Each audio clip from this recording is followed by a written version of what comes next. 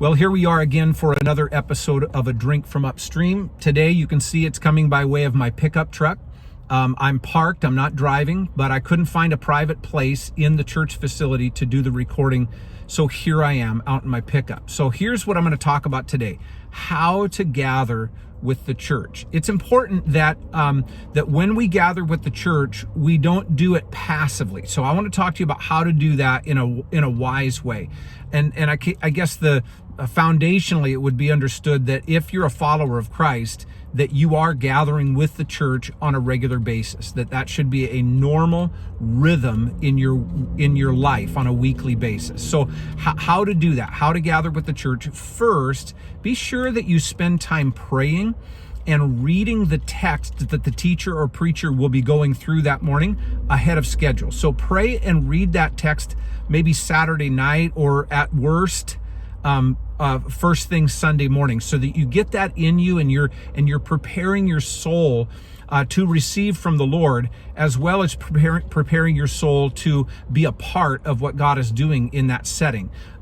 In that way, then, I would say also that you come with a sense of expectancy, that you're expecting to meet with God. You're expecting God to work in your life.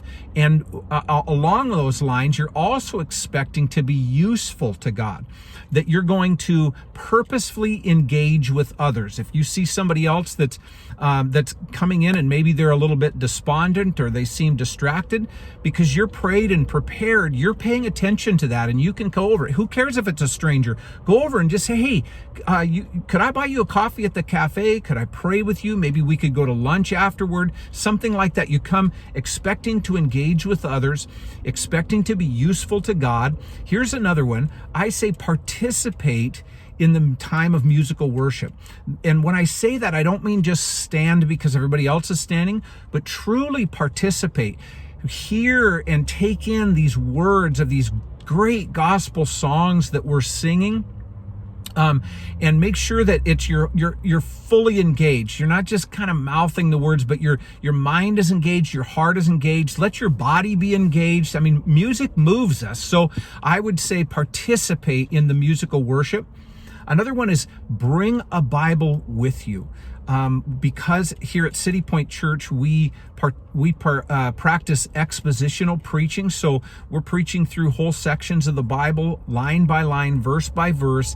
And yes, the PowerPoint presentation or the Pro Presenter presentation has the verses on the screen. It's not the same as being able to look at your Bible when the preacher says, look back at verse 36. Look at the way this was said. Look what's taking place here, the structure of the sentence, that sort of thing. Those are communicating, and you want to be able to follow that. So I would say it could be a hard copy Bible. It could be an electronic version on your phone or your tablet, but bring a Bible with you. That's important. And you kind of already get the sense of this one, but make sure that it's when you're gathering with the church, that it's not just about you, that you're not coming in only as a consumer, but you're paying attention to other people, that you're coming in on a regular basis and serving. Yes, I said that. If you're a follower of Jesus Christ, it should be normal that in your schedule you're serving. Whatever the capacity is and whatever area of ministry, that's up to you. You figure that out according to your preferences, according to your giftings and all of that. But you should be serving.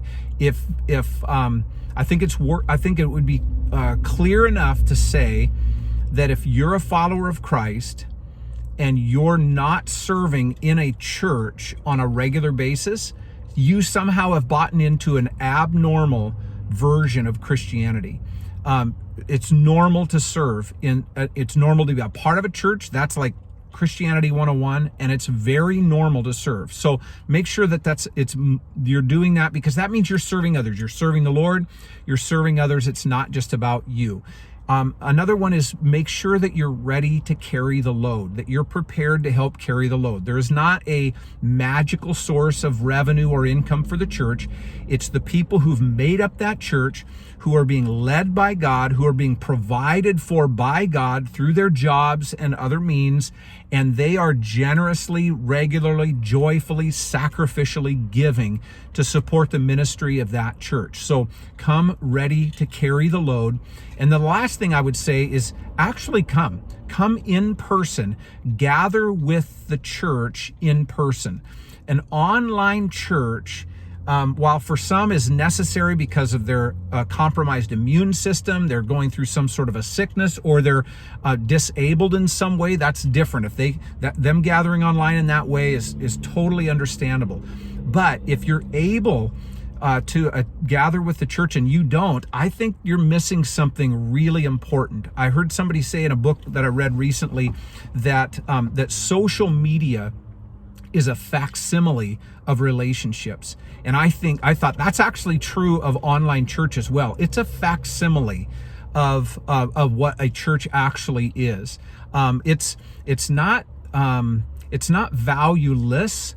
There is some value to it, but I would compare it to a copy of a Rembrandt versus an actual Rembrandt. A copy of a Rembrandt might be worth $5,000, $10,000. So it's got some value, but a real, genuine Rembrandt is worth tens of millions, and in some cases, over $100 million. And so the gathering of the church with all of its strengths and weaknesses is something that is beautiful to the Lord. The Lord loves it as his church gathers together on Sundays, and not just online. So that's how to gather.